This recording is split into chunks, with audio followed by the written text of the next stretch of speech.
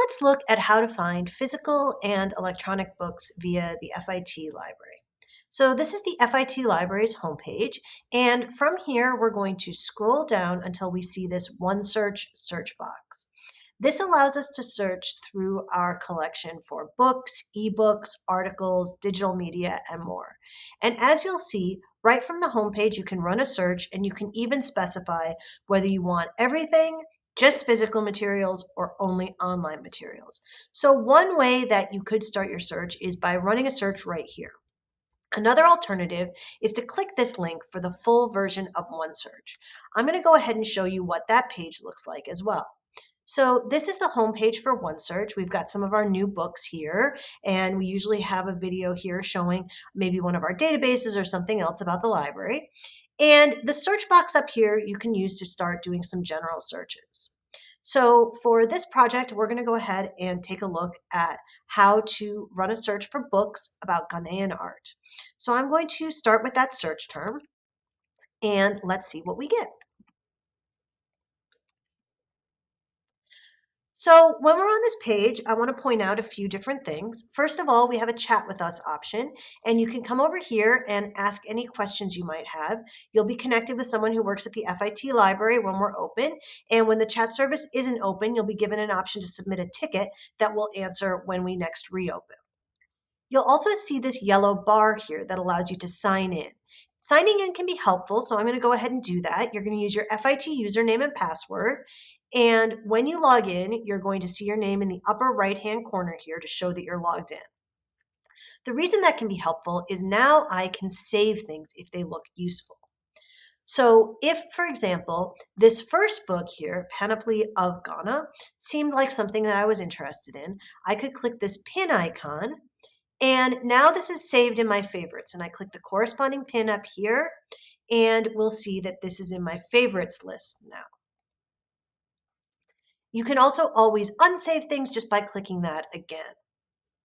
So from here, let's say that you wanted to know a little bit more about each of these books to get a sense of whether or not it was useful for you. Well, you can find out a bit just from this list. You'll see that for each resource, it's going to tell you what type of resource it is. So here we're seeing books, but you might also see articles, videos, and those sorts of things. It's also going to tell you the title, the author, and the year for the item. And then it's going to tell you if it's currently available at our library and give you this little code here. You'll see that each of these books has this code. And this code is going to tell you where the book is located in the library. It's called the call number, and it's the book's address in the library. It arranges our collection by subject matter so that when you're browsing, you'll see books on similar topics next to each other in our collection. If you want to find out still more about the book, you can click on the title and you'll find out a bit more. You can see that if you scroll down, it's going to have the table of contents as well as a description from the publisher. And helpfully, it's also going to tell you down here about whether or not there are any illustrations and whether they're in color.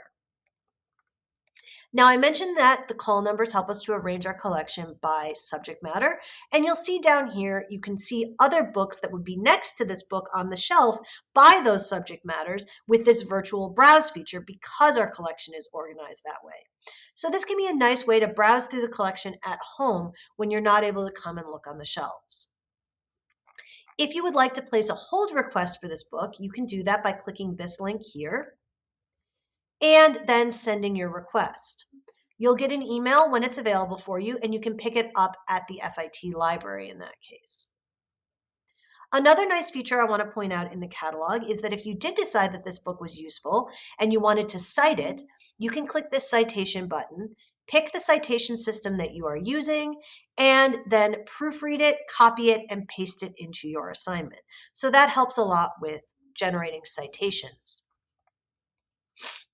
Now, these are mostly showing up as print books as we scroll down here, but let's say that you wanted to see specifically electronic books. You can use the refine your search option over here to limit that way. So I would go to resource type and I would specify that I'm interested in books specifically. That's going to already limit down our results from over 1,000 to 166. And then I'm also going to say that I want ones that are available online and apply filters again. And now I'll see books specifically that are online that meet this search. Now, I do want to point out one other thing about generating search terms. I ran a search for Ghanaian art, and if we go back and get rid of these filters, you'll see that that search got 1,129 results.